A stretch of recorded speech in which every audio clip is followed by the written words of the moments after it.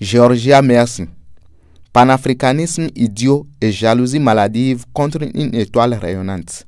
Quand la bêtise s'attaque à la nouvelle ambassadrice Agnola Ahouamenou, il est pathétique d'observer Georgia Mercy telle une rapace affamée à la silhouette de gargouille mal sculptée, guetter chaque réussite pour en déchiqueter la légitimité avec une hargne digne d'une rancœur personnelle jamais digérée.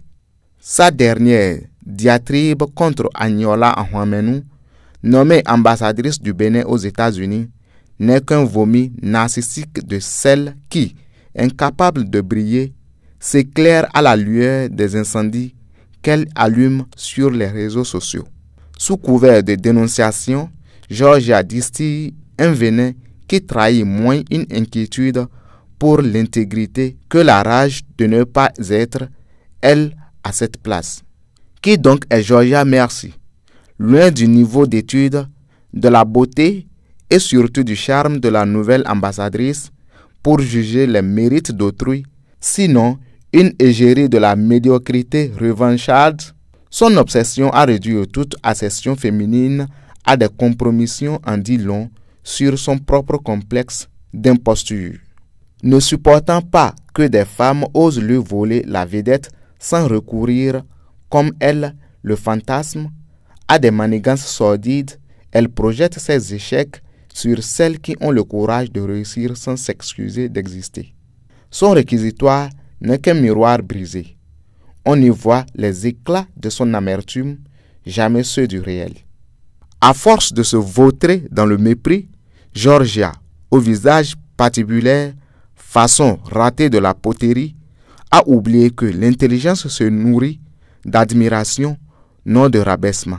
Son analyse est un tissu de sous-entendus digne d'un mauvais scénario de telenovelas low cost. Accusations sans preuve, insinuations lâches et ce ton de supériorité morale qui sent bon le café froid des rancunes de comptoir. Croit-elle vraiment qu'en salissant Agnola Ahouamenou, elle effacera l'éclat de son parcours? Non.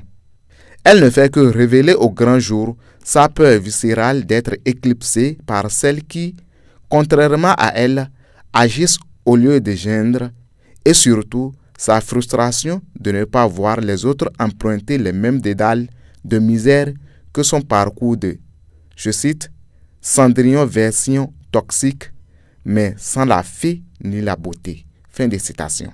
Sa misogynie internalisée est un spectacle pitoyable.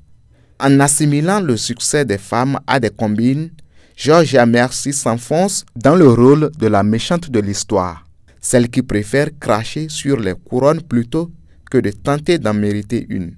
Et pendant qu'elle s'épuise à minimiser les exploits d'autrui, le monde avance, laissant derrière lui ses âmes rancunières qui confondent critique et jalousie. La prochaine fois qu'elle s'attaquera à une femme belle et accomplie, peut-être devrait-elle se mirer dans son écran éteint, le seul capable de ne pas renvoyer l'image de sa déconfiture, et de se demander pourquoi son propre nom ne suscite qu'un haussement d'épaule quand celui de ses cibles fait vibrer les institutions. Drôle de destin pour cette panafricaniste de pacotille qui carbure au clavier et à l'aigreur persuadée que poster des diatribes à 3 heures du matin équivaut à de la diplomatie. Après tout, si le poison était un art, Georgia serait une virtuose, et si la laideur morale était un concours, elle collectionnerait les trophées. Mais l'histoire, elle n'immortalise que celles qui bâtissent, pas celles qui ressemblent à des caricatures de méchants de Disney conçues pendant une panne de courant.